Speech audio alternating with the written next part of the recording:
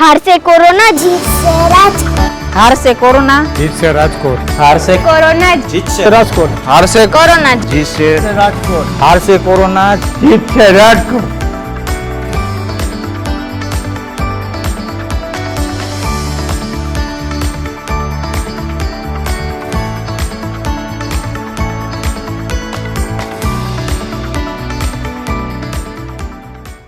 જીવન છે એમાં પડકારો આવતા રહે છે, વિકટ પરિસ્થિતિ આવતી રહે છે.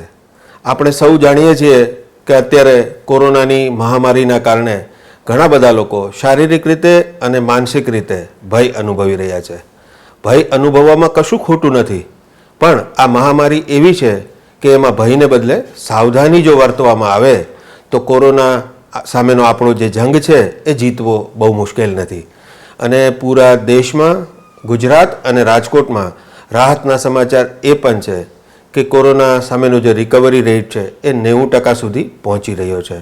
દિવસે દિવસે કેસ ઘટી પણ રહ્યા છે અને જે લોકો પોતાના સ્વજનો ગુમાવે છે, જે પોતાના મિત્રો ગુમાવે છે, એમને થતું દુઃખ આપણે મહેસૂસ કરતાં કરતાં આજે એક એવા તબક્કે પહોંચ્યા છીએ કે હવે મૃત્યુઆંક પણ ઘટી રહ્યો છે.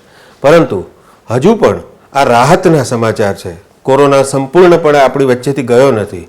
કોરોનાને આપણી વચ્ચેથી સંપૂર્ણપણે જો દેશવટો આપવો હોય, આપણી આસપાસ રહેતા આપણા જ લોકોને બચાવવાના હોય અને કોરોનાગ્રસ્ત થતાં એમને રોકવા હોય તો એકમાત્ર ઈલાજ છે કે આપણે માસ્ક પહેરીએ, સામાજિક અંતર જાળવીએ. કારણ કે આ એક એવી બીમારી છે કે જે લોકો વચ્ચેની જે નિકટતા છે એ નિકટતામાંથી જ વધુ પ્રસરે છે. પરંતુ યાદ રાખવાની વાત એ છે કે આપણે એકબીજાથી દૂર રહેવાનું છે, પણ દ્રઢ મનોબળથી માનસિક રીતે અને ઉષ્માપૂર્ણ રીતે એકબીજાનો હાથ પકડી પણ રાખવાનો છે. એક વ્યક્તિ પૂરા સમાજને કોરોના લગાડી શકે છે, તો જો એકમાત્ર વ્યક્તિ ધારે તો પૂરા સમાજને કોરોનાથી બચાવી પણ શકે છે. આપણે એવું માનીએ કે મને કોરોના નહીં જ થાય, તો આપણી સામે એવા ઘણા બધા દાખલા છે કે અમેરિકાના રાષ્ટ્રપતિ કે જેને જગતના જમાદાર કહીએ છીએ એમને પણ કોરોના થયો છે. કેટલા મિનિસ્ટર્સ, કેટલા પદાધિકારીઓ અને કેટલા અધિકારીઓ પણ કોરોનાનો ભોગ બની ચૂક્યા છે. આ એવું નથી કે આ તમામ લોકો લાપરવાહ હતા, પણ કદાચ એવું બન્યું હોય કે એ જેમના સંપર્કમાં આવ્યા છે એ લોકોની કોઈક લાપરવાહીના કારણે એમને કોરોના લાગ્યો છે. આપણે એ પણ યાદ રાખવું પડે કે કોરોનાના કારણે સંપૂર્ણપણે ઘરમાં બેસી રહેવાનું નથી. આપણે આપણા કામ પણ કરવાના છે અને આપણે કોરોનાની સાથે જીવતા શીખી લેવું પડશે. પણ આ કોરોનાની સાથે જીવતા શીખી લેવું એની કોઈ ચોક્કસ ગાઈડલાઈન નથી. જેમ મહાત્મા ગાંધીજીએ કહેલું કે સત્યની કોઈ સ્થાપિત ગાઈડલાઈન નથી, એ દરેક વ્યક્તિ પોતપોતાની રીતે નૈતિકતા મુજબ વર્તે એ જ સત્યનું આચરણ છે. તો આપણે એવી વાતો ના કરીએ કે લોકડાઉન નથી, કરફ્યુ નથી. આપણે પોતે જ સ્વયંભૂ લોકડાઉનનું અને કરફ્યુનું પાલન એ રીતે કરી શકીએ કે બિનજરૂરી ઘરની બહાર ના નીકળીએ, કારણ વગર કોઈ જગ્યાએ ટોળા ભેગા થાય એવી કોઈ હરકત ના કરીએ. આપણી આસપાસ પણ જો કોઈને હળવા લક્ષણો હોય તો એમને મોટિવેટ કરીએ કે એ લોકો તુરંત ટેસ્ટ કરાવે. આપણે ખુદ પણ તાવ, શરદી એવા જે લક્ષણો છે એ તમામથી અવગત છીએ અને હવે કોરોના વિશે લગભગ બધા જ લોકો PhD થઈ ગયા હોય એટલું જ્ઞાન ધરાવે છે. એટલે જો હવે કોઈને કોરોના થાય તો એના માટે કોઈની જવાબદારી નથી, બલકે આપણી ખુદની જ જવાબદારી છે. તો આપણે પોતે પણ ટેસ્ટ કરાવીએ અને આ ટેસ્ટ એટલું બધો આસાનીથી અત્યારે સરકારી તંત્ર દ્વારા કરાવવામાં આવે છે કે લગભગ તમામ જાહેર સ્થળોએ નિઃશુલ્ક ટેસ્ટ થાય છે. કેટલાક લોકો ભાતની દ્વિધા ધરાવતા હોય છે કે કોરોના ટેસ્ટ પોઝિટિવ આવશે તો શું થશે. સૌપ્રથમ તો માની લો કે આપને કોરોના છે અને આપ ટેસ્ટ નથી કરાવતા, તો આપના ઘરમાં રહેલા વૃદ્ધ માતા પિતા અને આપના વાલસોયા બાળકોને પણ કોરોના લાગુ પડી શકે છે. કદાચ આપ બળભાદર હો અને આપની ઇમ્યુનિટી વધારે હોય તો આપ કોરોનાથી બચી શકશો, પણ આપના વૃદ્ધ મા બાપ કે બાળકો એમનાથી કદાચ નહીં બચી શકે. સમયસર આપે ટેસ્ટ કરાવી લીધો હોય તો આ દેશમાં વર્લ્ડ હેલ્થ ઓર્ગેનાઇઝેશનની જે સર્વે છે એ બતાવે છે કે 99% લોકો સમયસર જો ટેસ્ટ કરાવીને સારવાર લે છે તો એ સંપૂર્ણપણે બચી જાય છે.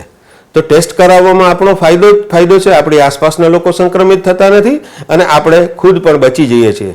ઘણા લોકો એમ કહે છે કે કોરોનાનો ટેસ્ટ કરાવી અને પોઝિટિવ થઈએ પછી હોસ્પિટલમાં બહુ બધા મોટા બિલ આવે છે. તો આ બાબતે પણ જાણી લેવું જોઈએ કે ભ્રામક માન્યતાઓમાં ન આવો. કોરોનાનો ટેસ્ટ કરવાથી લઈ અને સંપૂર્ણ સારવાર સુધી અને આઇસોલેશન સુધી તમામ સુવિધા મહાનગરપાલિકા અને સરકારી તંત્ર પૂરા પાડે છે અને એટલી શાનદાર સેવા એમાં હોય છે કે ઘણા બધા લોકોના આપણે ઇન્ટરવ્યૂઝ જોઈએ છીએ કે એ લોકોને એવું કહે છે કે ડૉક્ટર્સ કે જે કોરોના વોરિયર્સ જેવી કામગીરી કરી રહ્યા છે એમણે એમને પોતાના સ્વજનોની જેમ ટ્રીટમેન્ટ આપી છે. તો હું માત્ર એટલું જ કહીશ કે જો તમે તમારા પરિવારને પ્રેમ કરતા હો, जो अपने परिवार से करते हैं प्यार, वो कोरोना टेस्ट से कैसे करे इनकार. અત્યારે આપણે કોરોના સામેનો જંગ જે ચાલી રહ્યો છે એમાં નિર્ણાયક તબક્કામાં છીએ અને આ નિર્ણાયક તબક્કો એવો હોય છે કે એમાં તમામ વ્યક્તિ, તમામ નાગરિક જો પોતાનો ધર્મ બરાબર રીતે નિભાવે તો ઇતિહાસમાં આપણા બધાનું નામ એટલા માટે યાદ રહેશે કે વર્ષો પછી જ્યારે કોઈ યાદ કરશે કે કોરોના આવ્યો હતો ત્યારે કોઈ આંગળી ઊંચી કરીને કહેશે કે રાજકોટના લોકોએ કોરોનાને સાથે મળીને હરાવ્યો હતો. આપણે એવો ઇતિહાસ સર્જવાનો છે. આપણે આપણા વાલા રાજકોટવાસીઓને, વાલા ગુજરાતી સાથીદારોને સંપૂર્ણપણે કોરોનાથી કવચ આપવાનું છે અને બચાવવાના છે. તો વધુ એક વખત હૃદયસ્પર્શી અપીલ કરું છું કે તમામ લોકો માસ્ક પહેરે અને સામાજિક અંતરનું પાલન કરે અને જે ગાઈડલાઈન ગવર્મેન્ટ આયુષ મંત્રાલય દ્વારા આપવામાં આવી છે એનું સંપૂર્ણપણે પાલન કરે અને જરૂર પડે તો તુરંત જ કોરોના ટેસ્ટ કરાવે. હાર સે કોરોના, જીત સે રાજકોટ. हार से जीत से राजकोट. हार से कोरोना, जीत से राजकोट. हार से कोरोना, जीत से राजकोट.